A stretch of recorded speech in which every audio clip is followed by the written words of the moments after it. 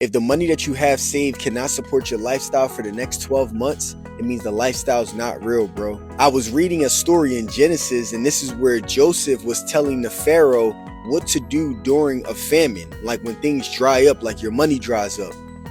And Joseph basically was like, hey, we need to take 20% of all of the produce during the good years, and we need to store it in the cities. So when the famine come over the next 7 years, people still have food to eat.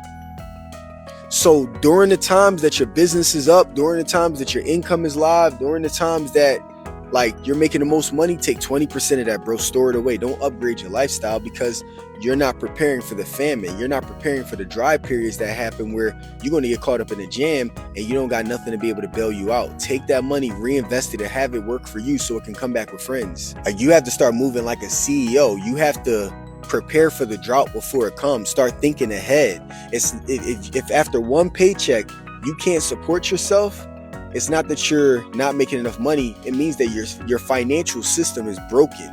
Now, you can always make more money, but if you keep the same habits while making more money, then you're just going to be making $100,000 a year, spending $90,000, right?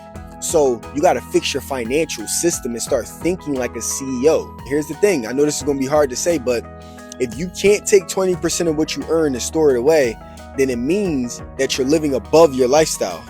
That's hard, right? Because you're like, Don, I can't take 20%.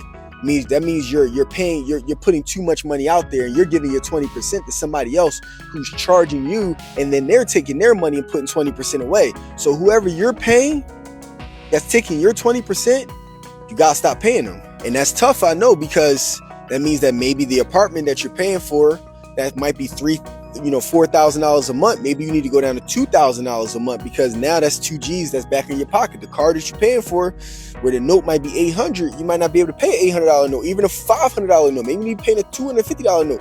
Maybe you shouldn't be driving at all. Maybe you need to ride a bike or take public transportation for a while. There's nothing wrong with that, bro. But it's better to live a low life, stacking your bread and allowing it to work for you, than to look up after a paycheck is missed and going, yo, I'm in the jam, I don't have no money. I can tell you from experience that there's absolutely no wisdom in thinking that you're always going to have good times. You don't control good times. Nobody controls good times. What you do control is what you do with your money today, so that when the bad times and the famine comes, you're straight regardless. But that requires humility. It requires having a financial plan, and it requires storing at least 20% of that away and not even paying attention to it. Hey, bro, if this is for you, just share this with another brother who needs it too. That's all that I ask.